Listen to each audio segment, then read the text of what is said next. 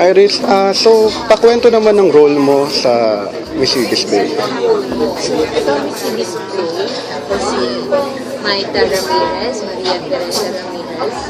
20 years old, milyonarya ang pagbuta. So, medyo challenging ang role ko kasi ibang-iba siya. Sexy drama to Miss Ibis Bay. So, ibang-iba siya.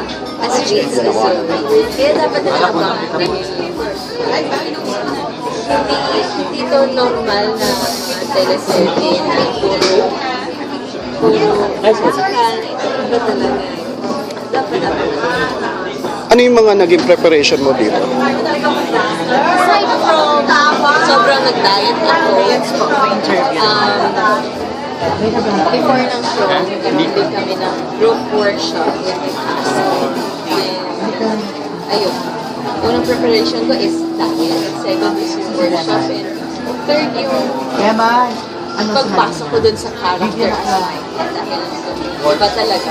Ano yung mga naging challenge sa role mo na to?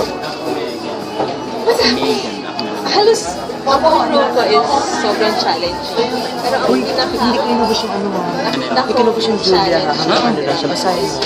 Tignan ko na lang. Basahin mo. Kalahati lang nun.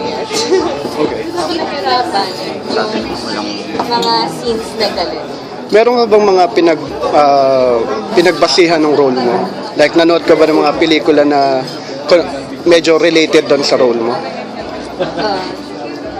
Research, mainly research ka ba na character? Pag-research pero tinulungan ako ni Direct mo.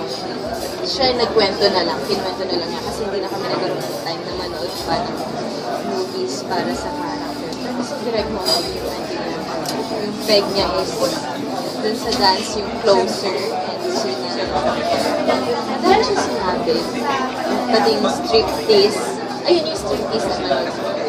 Kaya medyo may peg ako dun sa saya. Okay, ano na lang, pa-invite na lang. Ito mga batiin. Panoorin niyo sana ang Miss Ibis Bay, July 1 po yan. After ng ano, 8 p.m. Prime time po yan sa TV. Sana supportahan niyo po at si Maraming salamat.